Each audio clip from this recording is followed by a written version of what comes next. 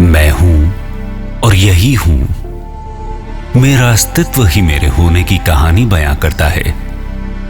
वो कहानी जिसमें सूफी की गूंज यहां की सांझ को और भी रूहानी बना देती है। और उसी रूहानियत से सराबोर मैं यहां आपको अपनी दास्तान सुनाने आज भी मौजूद हूं। ये कहानी है मेरी सरखेज की। चलिए इन खिड़कियों के पार जहां इस कहानी से जुड़े पन्ने मिलते हैं,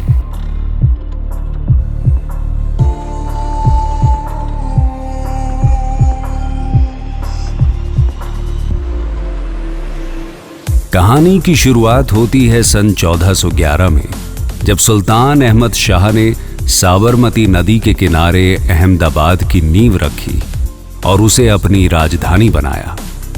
अहमदाबाद से कुछ दूरी पर एक गांव बसता था, सरखेज। सरखेज बुनकरों और नील रंगरेजों का गांव था।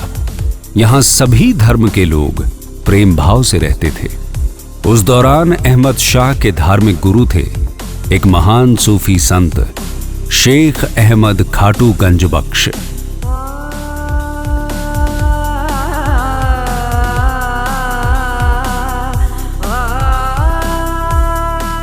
उनकी ख्याति दूर दूर तक फैली थी।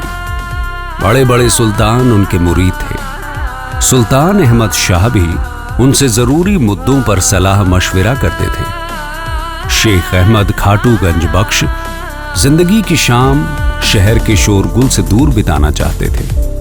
उनका दिल सरखेज की आबो हवा में कुछ ऐसा लगा कि यहीं के होकर रह गए। 111 बसंत देखने के बाद शेख अहमद खाटूगंज बख्श ने दुनिया को अलविदा कह दिया।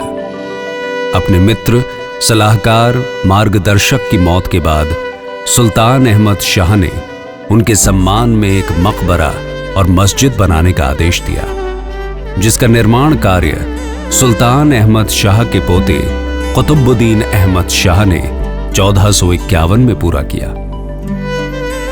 15वीं सदी में सुल्तान महमूद बेगड़ा ने इस स्मारक का विस्तारीकरण किया और इसमें एक झील के दक्षिण पश्चिमी कोने पर महल, कई गुंबददार इमारतें और एक छोटी सी निजी मस्जिद बनवाई।